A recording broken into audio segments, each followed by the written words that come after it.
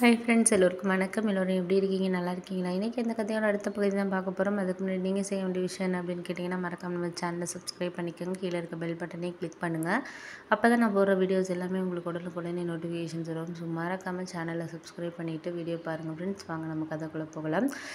சில நேரங்களில் வந்து நம்மளுக்கு உறவுகளாக இருந்தாலும் சரி, நம்ம ஒரு வீட்டில் யாராக இருந்தாலும் சரி, நம்ம ஒரு ஹெல்ப்புன்னு போய் கேட்டோன்னா அவங்க கண்டிப்பாக வந்து செய்ய மாட்டாங்க அப்படிங்கிறது இப்போ உள்ள ஒரு நிதர்சனமான உண்மை தான். அதே மாதிரி தான் என் லைஃப்லையும் நடந்த ஒரு விஷயம்தான்.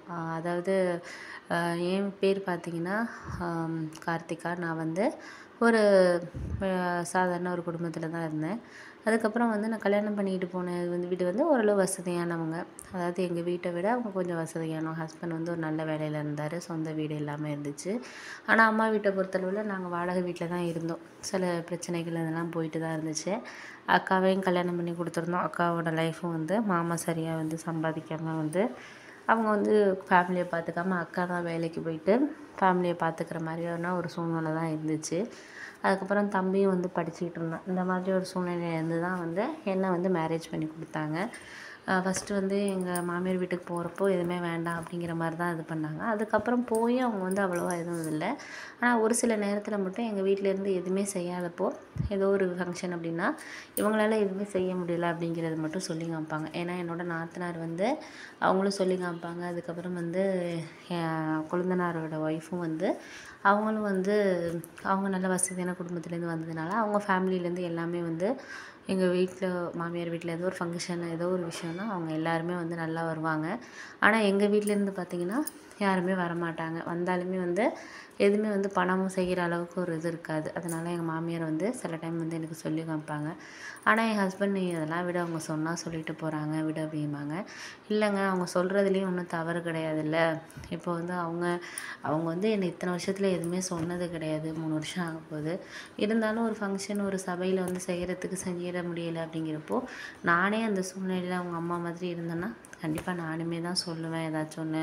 நம்ம சூழ்நிலையை போய் யாருக்கிட்டேயும் வந்து நம்ம சொல்லிகிட்டு இருக்க முடியாது. இருந்தாலும் எங்கள் வீட்டில் வந்து இதை கண்டிப்பாக நீங்கள் செய்யுங்க அப்படிங்கிற மாதிரியான ஒரு இதுலேயும் நான் சொல்ல முடியாது. ஏன் அப்படின்னா நம்ம சொன்னோன்னா அது வந்து அவங்க வந்து இந்த பாரு மாமியார் வீட்டுக்கு சப்போர்ட் பண்ணி பேசுகிறா, நம்ம குடும்ப சூழ்நிலை புரிஞ்சுக்க மாட்டாங்கிறா அப்படிம்பாங்க. நான் இப்போ ஒரு வேலைக்கு போனாலும் ஏதாச்சும் என் ஃபேமிலிக்கு வந்து அவங்க சார்பில் செய்கிறதுக்கு ஏதாச்சும் ஹெல்ப் பண்ணுவேன். நீங்களும் ஜாபுக்கெல்லாம் போக வேணாம், வீட்டிலே இரு அப்படிங்கிற மாதிரி சொல்லிட்டீங்க. அப்படின்னோடனே சரி ஓகே, இதுதான் உன் பிரச்சனையா? சரி அப்படின்னா நீ வேலைக்கு போகிறதுனா போய் தான் குழந்த ஓரளவு ஸ்கூல் சேர்க்குற அளவுக்கு அவனும் அதனால் வந்து ஸ்கூல் சேர்த்து விட்டுட்டு நெக்ஸ்ட் இயரில் கண்டிப்பாக நானே சொல்லணும்னு இருந்தேன். நெக்ஸ்ட் இயரில் வந்து ஏன்னா உன் தேவையாக இருந்தாலும் சரி, உன் ஃபேமிலிக்கு ஏதாச்சும் உன்னால் முடிஞ்சதை நீ செய்யலாம். எல்லாத்துக்கும் வந்து எதிர்பார்க்க தேவையில்லை மற்றவங்கன்ட்டு. அதனால நீ வந்து நல்லா படிச்சிருக்க, முன்னாடி வேலை பார்த்துட்டு தானே இருந்த, ஒரு 3-4 இயர்ஸாக இருக்கேன் ஃபேமிலிக்குள்ளதால உன்னால் வந்து எது இது பண்ண முடியல. அதனால வந்து பார்த்துக்கலாம். நம்ம வந்து நீ வந்து நெக்ஸ்ட் இயர் இன்னொரு 3-4 மாதம் தானே இருக்குது நெக்ஸ்ட் இயருக்கு. அதுக்கு வந்து அவனை ஸ்கூல் சேர்த்து விட்றலாம். ஸ்கூல் சேர்த்து விட்டா ஈவினிங் வந்து அம்மா பார்த்துக்குவாங்க. நான் அம்மாக்கிட்ட பேசிக்கிறேன். நீ வேலைக்கு தேடுறபடி தேடு. பழைய கம்பெனியில் கேட்டாலும் சரி, இல்லை நீ வந்து புதுசாக ஏதாச்சும் இன்டர்வியூ அட்டெண்ட் பண்ணி போனாலும் சரி அப்படின்னு சொல்லிட்டு சொன்னாங்க. சரி ஓகே அப்படின்னு சொல்லிவிட்டு நானும் அவங்க சொன்னது சந்தோஷமாக இருந்துச்சு. அதுக்கப்புறம் அம்மா அப்பாக்கிட்டே இந்த விஷயத்த சொன்னேன்.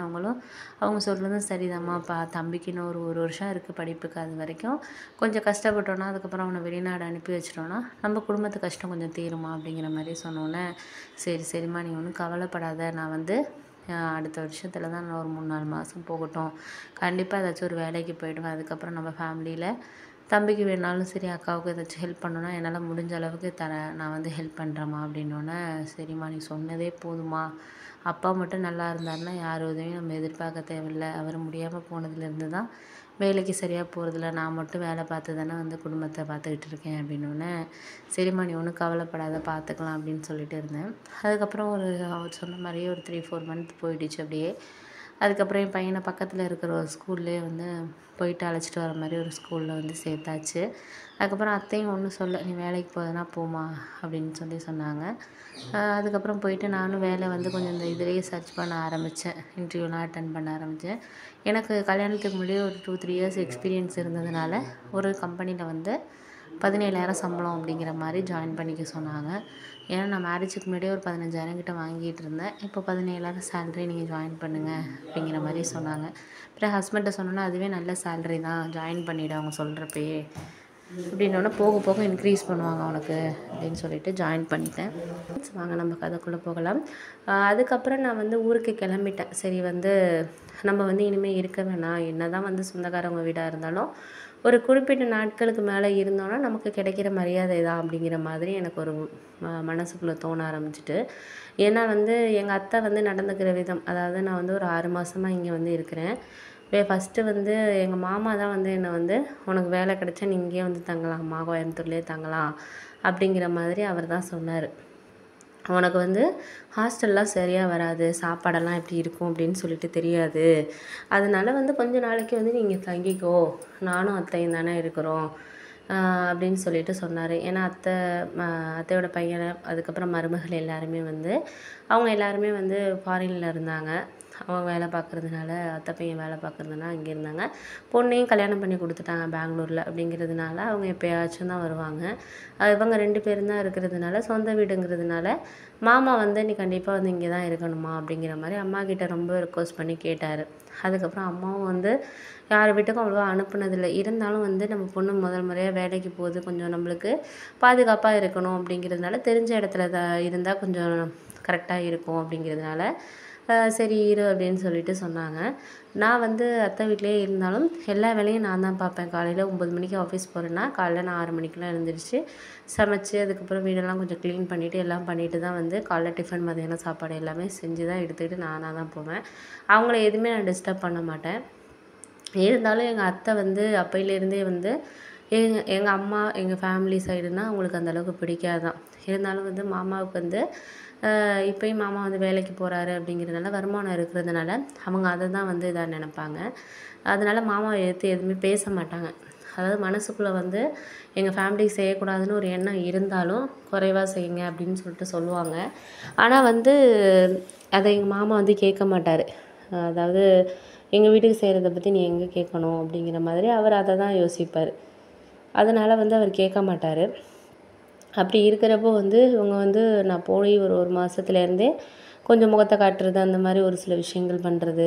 ஏதாச்சும் நான் சாப்பாடு செஞ்சாலும் உப்பு அதிகமாக எடுத்து போடுறது. ஏன்னா நான் வந்து எப்போதுமே வந்து சமைச்சிட்டு உப்பு எல்லாமே சரி பார்ப்பேன், கரெக்டாக தான் வந்து நான் போடுவேன். ஆனால் வந்து அதுக்கப்புறம் சாப்பிட்றப்ப பார்த்திங்கன்னா உப்பு கொஞ்சம் அதிகமாக இருக்கும். எப்பிட்றா அது அப்படின்னு சொல்லிட்டு நான் கொஞ்சம் யோசிப்பேன். அதே மாதிரி வந்து எதுவுமே வந்து நான் இப்போ ஒரு துணி காய போட்டு போயிருக்கேன்னா நைட் அது எவ்வளோ நேரம் ஆனாலும் நான் தான் வந்து எடுக்கணும். அதை அவங்க எடுக்க மாட்டாங்க, எதுவுமே பண்ண மாட்டாங்க. அப்படி தான் இருந்தாங்க. எனக்கு இருந்தாலும் வந்து இங்கே கஷ்டமாக இருந்தாலும் ஏன் ஆஃபீஸ்க்கு வந்து இங்கேருந்து போகிறது வந்து ஒரு 15 நிமிஷத்தில் போயிடலாம் வண்டியிலங்கிறதுனால எனக்கு கொஞ்சம் இதாக இருந்துச்சு. சேலரியும் கொஞ்சம் வந்து ஒரு 25,000 கிடைக்கிது அப்படிங்கிறதுனால எனக்கு அது கொஞ்சம் வந்து நம்ம வீட்டுக்கு ஹெல்ப்பாக இருக்கும். அக்காவை கல்யாணம் பண்ணி கொடுத்தோம். இப்போ தான் அந்த கடன்லாம் ஓரளவு அடைச்சாச்சு. இப்போ அடுத்தது என் மேரேஜுக்கு நான் இது பண்ணணுன்னா கொஞ்சம் ஒர்க் பண்ணி காசு சேர்த்தா தான் வந்து முடியும் அப்படிங்கிற மாதிரி அப்பாவும் வந்து அவர் வேலை பார்த்து வந்து லோன் கட்டுறது, வீட்டு லோன் கட்டுறது, தம்பியை படிக்க வைக்கிறது இதெல்லாம் பார்த்துக்கிட்டு இருந்தார். அதனால் அவரை நம்ம எதுவும் கஷ்டப்படுத்தக்கூடாது, நம்மளை படிக்க வச்சுட்டாங்க, நம்மளே பார்த்துக்கலாம் அப்படின்னு சொல்லிட்டு தான் நான் வந்து ஒரே இதாக வந்து சரி வேலை பார்த்தே ஆகணும் அப்படின்னு சொல்லிட்டு இருந்தேன்.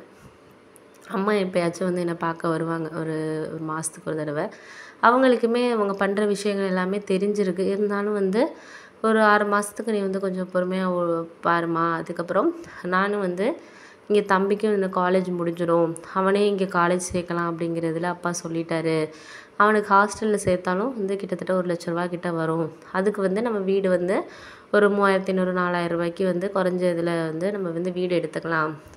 வீடு எடுத்துக்கிட்டு நீ இங்கே ஒர்க் பண்ணுற அந்த ஏரியாக்குள்ளேயே நம்ம பார்த்துக்கிட்டோன்னா அவனுக்கும் வந்து ஹாஸ்டல் ஃபீஸ் இதெல்லாம் மிச்சம் தானே 1,00,000 ரூபா, நம்ம அதிலே வந்து எல்லார் செலவையும் நம்ம பார்த்துக்கலாம், கொஞ்சம் பொறுமையாக இரு அப்படின்னு சொல்லியிருந்தாங்க.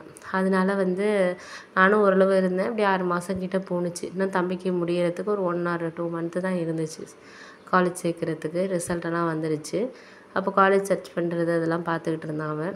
இருந்தாலும் வந்து அத்தை இருக்க ரொம்ப வந்து ஏதாச்சும் ஒன்று பண்ணிகிட்டு இருக்குது, இப்படி தான் இது பண்ணிகிட்டு இருந்தாங்க. மாமா வந்து அப்போதைக்கு வந்து ஆஃபீஸ் விஷயமா வந்து எங்கேயோ டூர் ஒரு 1 வீக் போயிருந்தாங்க. அப்போ வந்து எங்கள் அத்தை டேரெக்டாகவே வந்து நீங்கள் இருக்கிறது எனக்கு பிடிக்கல, தயவு செஞ்சு கிளம்பிடு அப்படிங்கிற மாதிரி பேச ஆரம்பிச்சிட்டாங்க. அப்போயே எனக்கு தெரிஞ்சு போயிட்டு சரி இதுக்கு மேலே நம்ம இங்கே இருக்கக்கூடாதுன்னு அம்மாவுக்கு ஃபோன் பண்ணி இந்த மாதிரி சொல்கிறாங்கம்மா அப்படின்னோடனே அம்மா உடனே என்ன சொல்லிட்டாங்க, நீ ஊர் கிளம்பிட்டு ஒரு 2-3 டேஸ் வந்து லீவு கேட்டுட்டு ஆஃபீஸ்லேருந்து வந்துரு, நம்ம பார்த்துக்கலாமா அப்படின்னு சொல்லிட்டு அம்மா சொன்னாங்க. சரி ஓகே அப்படின்னு சொல்லிட்டு நானும் கிளம்பிட்டேன். சரி இதுக்கப்புறம் நம்ம இங்கே வந்து இருக்கக்கூடாது அப்படிங்கிறதுனால நான் கிளம்பிட்டேன்.